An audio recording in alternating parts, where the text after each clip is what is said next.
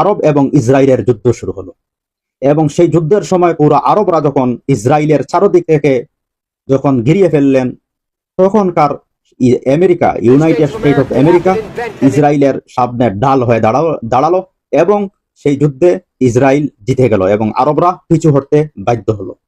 এই সব দেখে তখনকার সৌদি আরবের বাদশাহ কিং ফয়সাল রাহিমাহুল্লাহ তিনি সিদ্ধান্ত নিলেন এবং গোটা আরবের সব নেতাদেরকে নিয়ে একটা মিটিং করলেন এবং মিটিং এর মধ্যে ফয়সালা হয়েছে যে আমরা এখন থেকে আর কোনো তেল আমেরিকার কাছে বিক্রি করব না।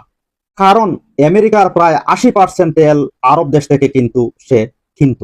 যখনই কিং ফয়সাল তিনি এই সিদ্ধান্ত নিলেন, তখনকার দুনিয়ার মধ্যে একটা হালচাল সৃষ্টি হলো এবং তেলের দাম ডাবল নেই, তিন ডাবল নাই, 60 ডাবল করে বেড়ে গেল। কারণ তেলের দাম, এক ব্যারেল তেলের দাম $3 নেই, $12 হয়ে গেল। এটা ছিল আমেরিকাকে সবক শেখানোর একটা কৌশল। কিন্তু এখান থেকেই সবচেয়ে বেশি ফায়দা বা লাভ হয়েছে ইরাকের সাদ্দাম হুসাইনের। এই তেলের যে আয় ছিল, সেই আয় দিয়ে সাদ্দাম হুসাইন তিনি ইরাককে একটা মডার্ন কান্ট্রিতে পরিণত করলেন এবং সেই দেশের ইকোনমি বাড়তে লাগলো। গ্রামে গ্রামে কারেন্ট পৌঁছাতে লাগলেন, কারেন্ট পৌঁছে গেল মানুষের ঘরে ঘরে।